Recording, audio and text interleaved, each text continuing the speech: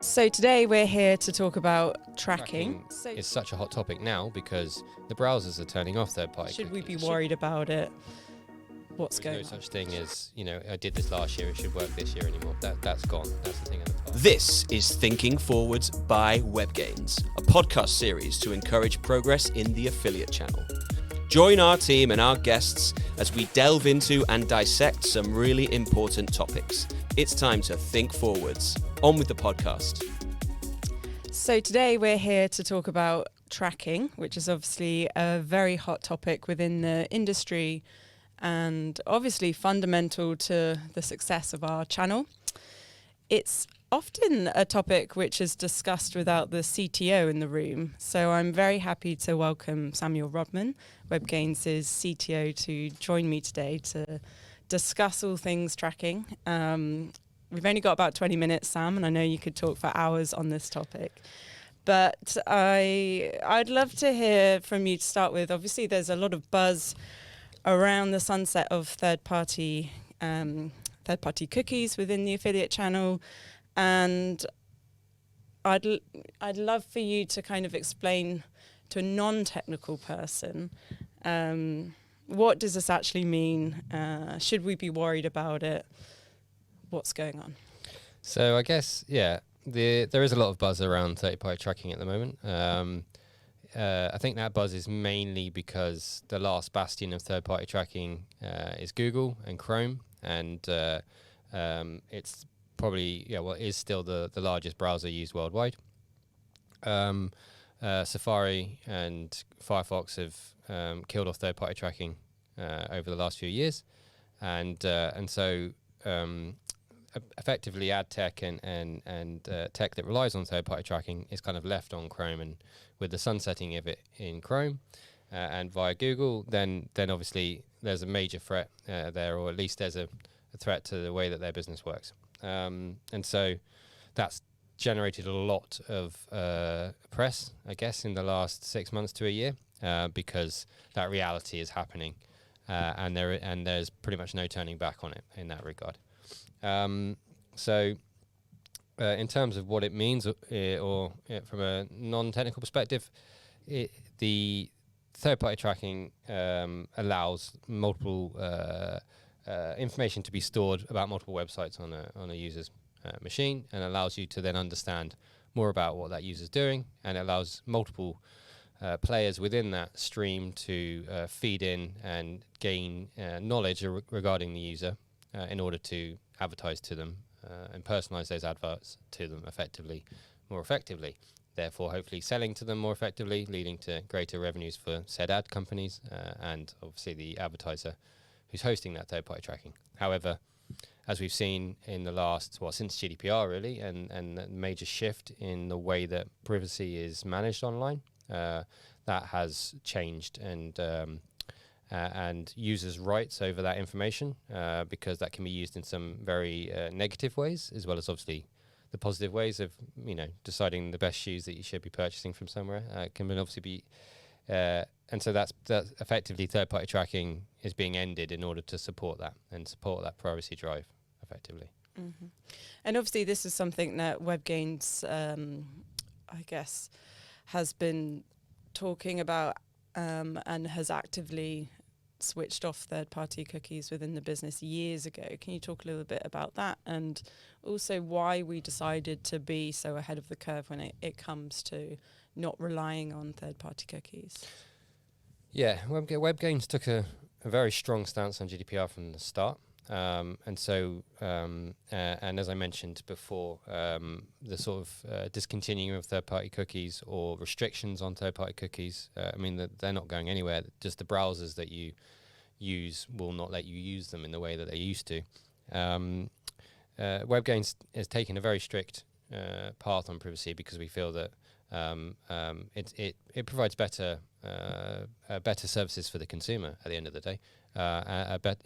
Just because there's privacy policies in place or privacy protections in place for the data of the user doesn't mean that the user still can't be sold and published. Publishers can't continue to do what they do, and advertisers continue to sell the services or products that they do. So we didn't see it as a negative. We saw it as a positive in the fact that the network can obviously help foster those relationships, can continue to grow those relationships, and those relationships are stronger because you've not got 10, 15 different publishers involved in a advertiser or a sale, and you've got a better relationship between the person publishing the ads versus selling the product. So since 2019, in fact, we've had third-party cookies turned off. And that was a strict stance we took on the subject. And that was before Safari turned them off, before Firefox turned them off, and obviously now Chrome have turned them off, or going to be turning them off. And so we're quite proud of that stance, really, because it shows that you can rely on first-party tracking fully without detriment to the business. And would you say that networks are too reactive to these changes? Is there a way to truly future-proof tracking within the affiliate channel? I don't think networks are necessarily too reactive. I think networks can be, I guess networks obviously want to make sure they attribute sales fairly to as many publishers they work with as possible. And they want to be able to make sure they can attribute those sales that take place across the network, and so therefore there are many mechanisms to do that from a tracking perspective. And so I think sometimes some networks are reluctant to let go of the ways that certain forms of tracking works, and that means rather than necessarily being reactive, I think networks are very ahead of the curve when it comes to technology in terms of the way that you can track an attribute. I think that they sometimes are reluctant to let go when it makes sense to do so, when the benefit to the consumer is in place or is in line in that regard. And so I think that's what I think it would be in that regard. And why do you think there's so much ambiguity around this topic? Is there a lack of clarity on tracking? Do you think it's just a topic that people disengage with for one reason or another? I mean, obviously it's fundamental to the success of the channel, but what's your view on that? I think the technology that underpins what we do has been in place, and it underpins the internet as a whole. These technologies have been underpinning that since it began in crude form, and obviously it's become more sophisticated as time has gone on. I think there's not been a need to understand them to the degree that they do, that people need to now, because the nature of how the internet has functioned or how it's grown over the last 20 to 30 years has changed significantly, and the rights of the user is considered more highly than it ever was, and therefore the need to understand what's happening from a user perspective is more important. And that means as marketers you need to have better visibility of what information you should have about the user, what information you shouldn't, and how to use that. And so up until key focus or key legislation such as GDPR, this wasn't the case. So the technology ran, the technology worked, and the technology didn't have any.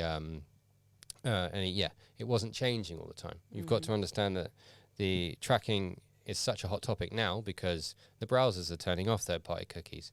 It's not that the technology doesn't exist. Technology will carry on doing what it does. It exists. It just means that these restrictions are being put on place in order to change how information is shared online. And that wasn't the case, 3 or 4 years ago. The browsers let you do anything you wanted in regards to that. And so really, as this technical change has happened in browsers, has happened in apps on iPhone or Android, or happen across the landscape of where we actually access the internet, those are what changes what we need to know about tracking. And so that's why it's now much more of a topic that people need to understand, and marketers need to understand, because there's no longer a one-size-fits-all for all of your marketing channels, and just an expectation that if you trigger something in one place, it's going to lead to an attributed sale on another, basically. There's a much more of a considered approach to each stage in that path, which is positive for advertisers because they can understand the consumer better if they manage that that sort of landscape appropriately. It's positive for digital marketeers as well to understand how tracking affects different user journeys, or how those different user journeys can follow different paths. And I think perhaps it's about thinking about it from that perspective for non-technical people to really get to grips with. They need to understand that customer journey flow. Yeah, definitely. I mean, the nature with which that people purchase online and digital marketers need to activate with them has changed significantly, and will continue to change significantly. And so it is just like the technologies that underpin how those sales are attributed. The reality is there's no one size fits all, and it's actually more important to understand your that particular channel appropriately so that you can use it appropriately. Now, there are certain channels that are going to be more negatively affected by these changes than others, and that is the nature with which people expect their information to be preserved and controlled by themselves now. So that's not to say that all channels are equal and all channels are going to win from this situation, or that you can continue to work in all channels. But just like the internet came along and made TV much more less lucrative because you could suddenly target an individual, or newspapers less lucrative from an advertising perspective, you have to move with the times. You have to understand, you have to work in the areas that are actually going to reach out to that consumer appropriately at a level that they're happy with. And obviously, tracking discussion and talks within the industry, it often leads to us exploring discrepancies, particularly with affiliate tracking and attribution models, when we're comparing it to different analytical tools. So good example is probably GA4, Google Analytics. Why are we seeing these discrepancies, and particularly with GA4, why are we seeing underreporting from GA4 versus affiliate tracking? Well, I guess to some degrees it's ironic, because GA4 underreports because GA4 itself relies upon tracking, and therefore if it is restricted or the information provided by it is restricted, then it will underreport comparatively to a network. And so because we have a very multifaceted landscape of tracking technologies in place, and we have continued privacy in browsers with things like consent pop-ups and as mentioned, third-party cookies, etc., being removed, these technologies no longer can have this overarching view over everything. And so therefore they are very focused to what you tell it to track, and that becomes very problematic. And particularly when you have a big player like Google, taking GA4 for example, whether there obviously are others like Adobe, and there is a intent for them to track or to show the tracking of attributed sales to a particular channel that they run, that they would like you to continue to spend in. And then as an affiliate network, or as an affiliate of the affiliate industry, the added challenge is the fact that if you're a partner that works in one of those spaces that has, due to regulation, has been forced upon Google, therefore it's going to be more difficult for those sales to be attributed to you. There's going to be more there's more inherent logic their side in order to basically suggest those sales happened elsewhere. There is no panacea for a perfect place that tracks everything that happens appropriately and therefore can attribute it appropriately to the partners involved. And so therefore there is always going to be ambiguity and difference between those systems.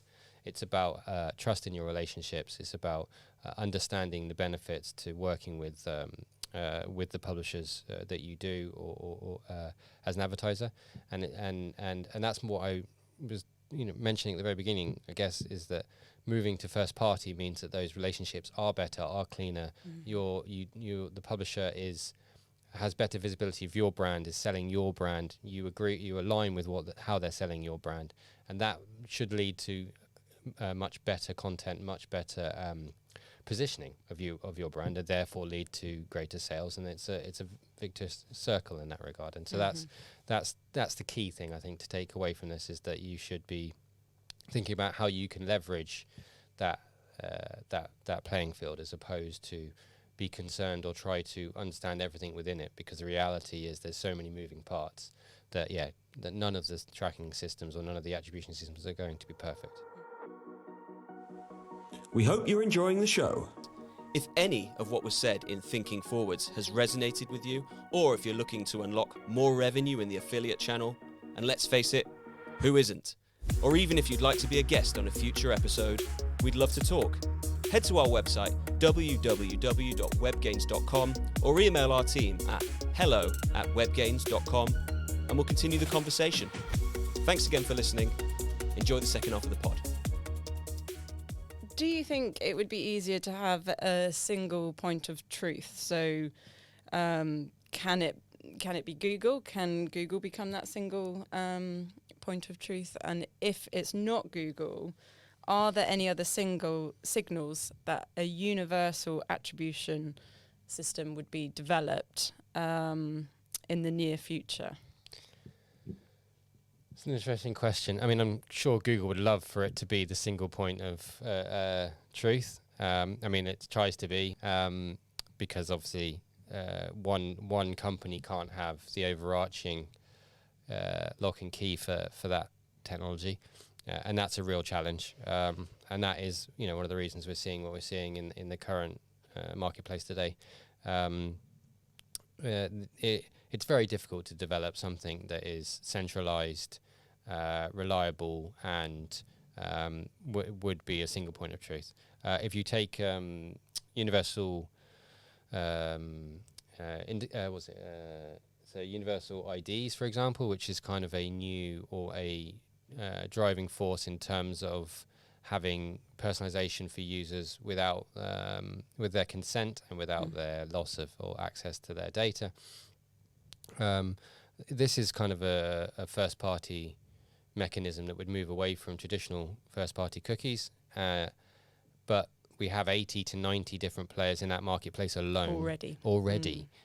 Not one. And none of them can agree with each other, and all of them tell you that they're the best. So the reality is it would be very difficult. I mean, it would be ideal, but it would be very difficult. You'd have to have some form of decentralized logic to manage that, like a blockchain, which has been talked about many times in terms of a single ledger online that would allow these things to be tracked appropriately and it to be a single point of truth. The problem is with that is blockchain technology is incredibly heavy to manage and incredibly it would require a lot of compute, so it wouldn't be something that anybody could really manage on the scale that an affiliate market would need. It would just be too large, and so unfortunately, unless that technology gets more efficient, then that would be something that could be possible, because obviously that would allow that to be decentralized, and that would allow that single point of truth.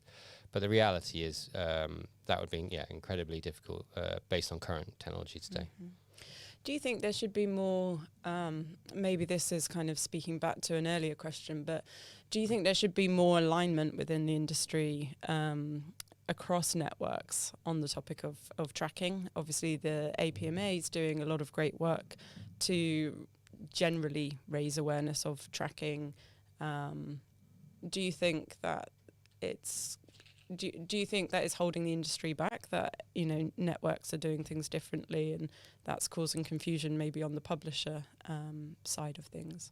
I definitely think I think it's very, very important to have alignment or to agree on alignment on these topics, particularly for publishers. Publishers need to understand the playing field and need to understand how the relative networks will affect what they do, and that's as much about relationships with advertisers as it is with publishers being able to obviously continue to grow and work with a network.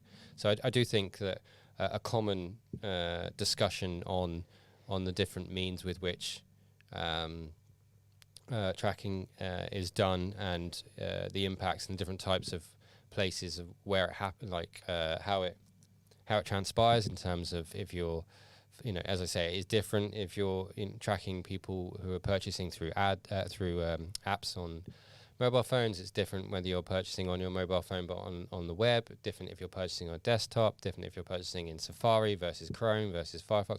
All of those different mechanisms can have different layers of complexity that will stop the publisher's work from being used appropriately in terms of attributing the sale. And so it is important that they understand that there's a level playing field, and they also understand that there's a that obviously it's in the network's interest as much to create a environment that works for those different types of publishers.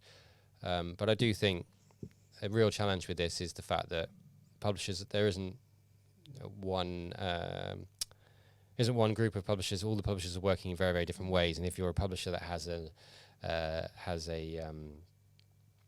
plugin, for example, in the browser, that is a very different position than if you're a content site with a link in or a blog, who just has a link. The opportunities and the ability for that work to be recognised is really difficult, and so you do have to have an honest conversation about how should they be rewarded, how should that work, because it's an overall ecosystem, and the ecosystem works together, but two publishers don't necessarily work together in that regard. And so as a network, it's important for us to understand that and encourage that, and encourage creative ways to how to work in that in that environment. Yeah, I mean, obviously it's a network's responsibility to help educate, but it's equally important for publishers and advertisers to work together to understand that relationship and how every partner is working. Would you agree with that? Yeah. I think it's very, very important for the advertisers. It's incredibly important to have that full funnel view and impact in terms of their business, and ultimately it benefits the publishers, because obviously if that advertiser grows and has more ad spend, then it's going to be relevant for all parties involved. And so it is important to at the end of the day, we're all here to grow those brands effectively, right? Yeah. And it's important that the publishers can work with each other in terms of what the brand needs, and it's important as a business that we can attribute them appropriately. I mean, I think it is very, very important that there's a broad agreement on how that's working, and there's a discussion of why it's not working, and there's a discussion of why certain types of technology being used by different publishers, certain technologies being used by networks is having a negative impact on that process. Great, thank you, Sam. That's pretty much all we've got time for today. Final thoughts on if I'm a brand and I want to know more about tracking, a brand or publisher, and I want to know more about tracking. What do I do? Where do I go? How do I find out more about tracking? It's a very colourful field in the sense that I would say consult